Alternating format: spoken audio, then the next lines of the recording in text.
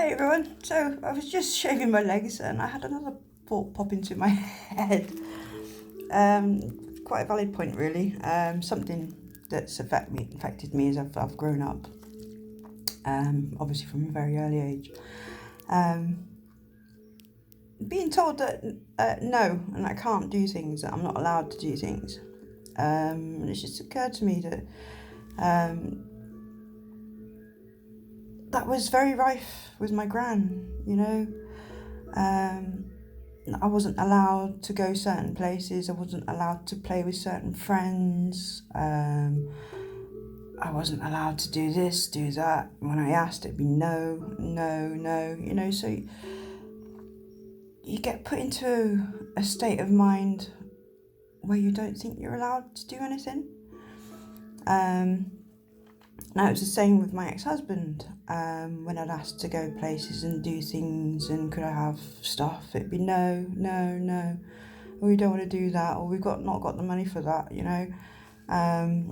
Or we got to tighten our belts. That was a good one. We've got to tighten our belts because there's not a lot of money around.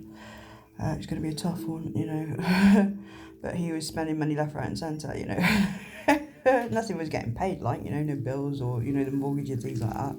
Fuck knows what he was spending it on, but it certainly wasn't the things that he should have been. Considering that he had quite a lot of money tied up in things. It was both of us that had money tied up in things, really, because I was his wife and I was his wife all the way through it. I was doing just as much hard work as his with the boats and things. And even he'd gone on to Who Wants to Be a Millionaire as well and won £16,000 on that, I think I saw about, in total, about £100 of that, But it wasn't about the money that I was bothered about. It was just, but even my daughter didn't see very much of it at all, She was going without nappies and stuff like that and, clothes and food and, I'd have to prompt him to go shopping, and then it'd be like one big shop, cost about 60 quid, and that should last us a month, and I'm using what little I had and I was getting through working on the boats to keep us going day to day, buying food and clothing Jade and myself, and him as well, with what I could. I became, started mending things and things like that, and, started becoming very resourceful, Learned how to cook with nothing, basically, a load of herbs and a bit of pasta, make a decent meal, and just have a few veg and a bit of cheese, make something that was just absolutely gorgeous and filled your tummy. I can be very resourceful in that sort of way, which I am grateful for, very much so. It's helped me survive a lot through my life. But yeah, you get told that you're not allowed to do things, you even just overspending, oh no, you're not allowed to spend that much, or you can't have any of this money because it's going for this, and it didn't, or it's to pay the boat licenses, or to pay the mooring fees, or the mortgage, or the gas and electric bills and things like that. And no, it was going nowhere. I have no idea where it was going. But you get into a sort of state of mind that you're not allowed to do this, you're not allowed to do that, you're not allowed to go this place or go like that place, even when there's nobody there telling you that you can't do it.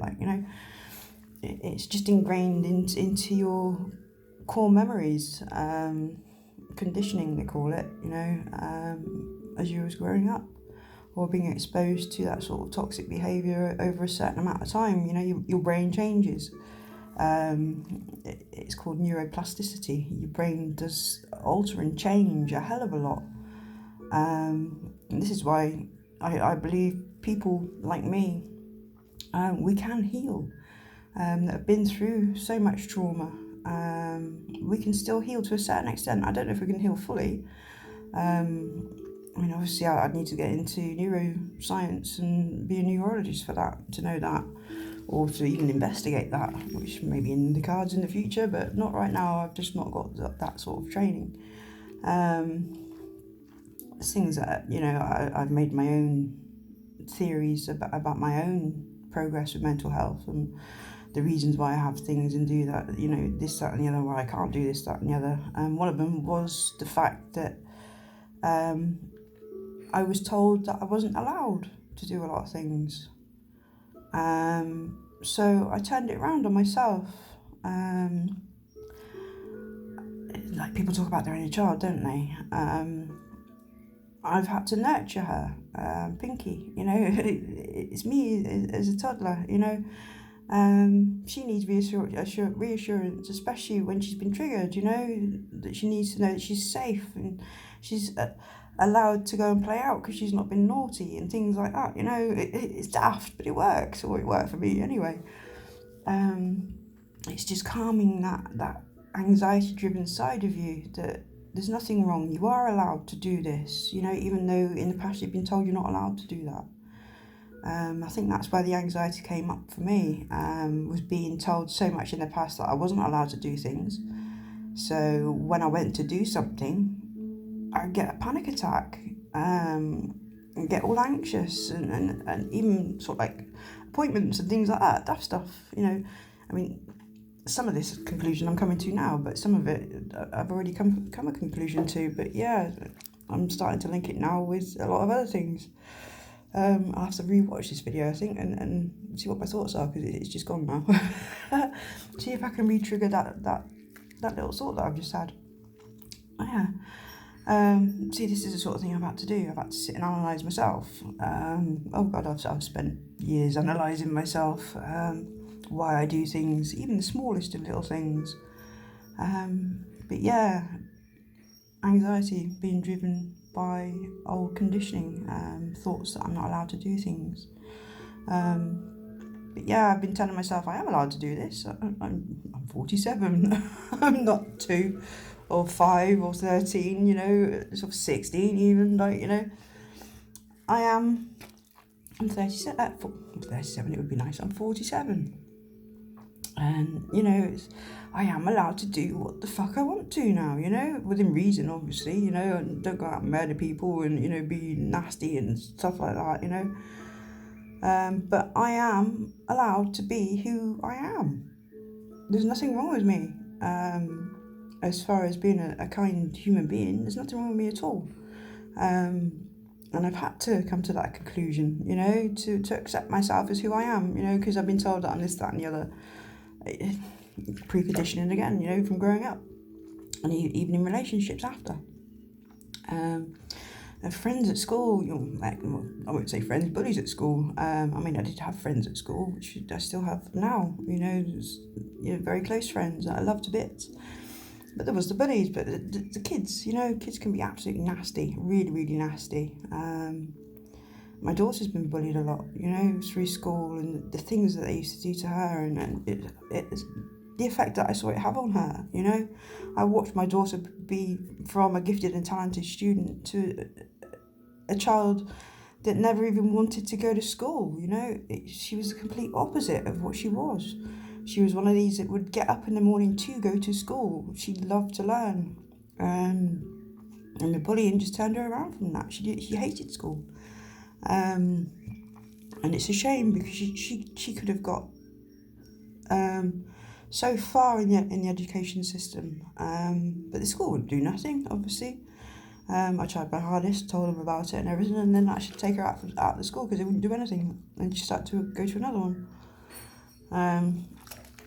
But yeah, she's starting getting back into her learning and her art, and she's doing it in her own time, and I don't blame her, I wouldn't wanted to have learned in an environment like that, having people poke at you all day, and then having to come home and deal with all the work and everything, it's just impossible, absolutely impossible.